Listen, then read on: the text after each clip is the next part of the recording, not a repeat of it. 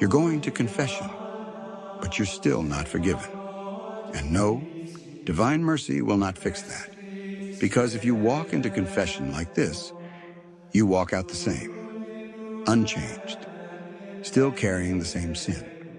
And most Catholics never question it. They assume, I went, I confessed, I'm good. But they're missing something essential.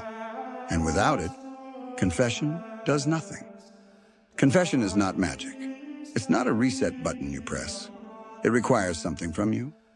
And most people don't bring it. They bring a list, a habit, a routine, but not real repentance. They say the sin, but they don't actually reject it.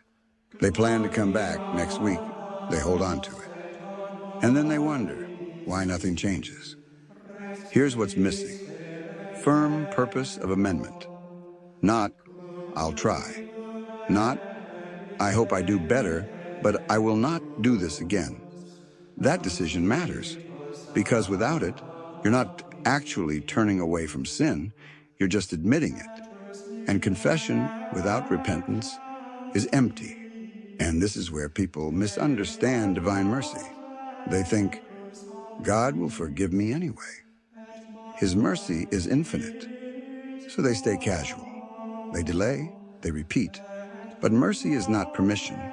It's not automatic. It's not detached from your response.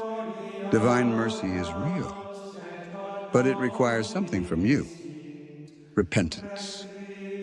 If you keep confessing the same sin without any real intention to stop, you're not receiving mercy. You're resisting it. You're standing at the door, but refusing to walk through it. And over time, that hardens you, not softens you. So examine yourself honestly. When you go to confession, are you actually turning away from sin or just managing it? Because Divine Mercy Sunday is not about comfort. It's about conversion. And if you bring real repentance, you will be forgiven completely. But if you don't, nothing changes. Look at how this actually plays out. Someone confesses the same sin again and again and again. They say, I struggle with this. I keep falling. I'll try harder. But nothing changes. Why? Because deep down, they've already accepted it. They don't hate the sin, they tolerate it, and confession becomes a routine, not a turning point. Be honest with yourself. Before you walk into confession, do you already know you're going to fall again? Not out of weakness, but because you haven't actually decided to stop? That's the difference. One is struggle, the other is permission. And most people never confront that.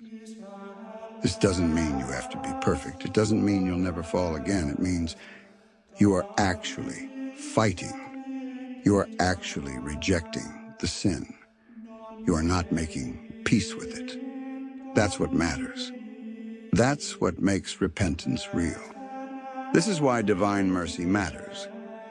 Not because it excuses sin, but because it meets real repentance. God's mercy is infinite, but it is not mechanical. It responds to the heart that turns back, not the one that stays divided, not the one that delays, not the one that says, I'll deal with it later. So ask yourself one question. When you confess, are you actually done with the sin, or are you just managing it? Because one leads to mercy, the other leads nowhere, and Divine Mercy Sunday is not an invitation to stay the same. It's a call to finally change. If you want to take this seriously, start with the basics. We put together short guides on how to approach the Mass and how to live a Catholic life with clarity and intention. You'll find the link in our bio.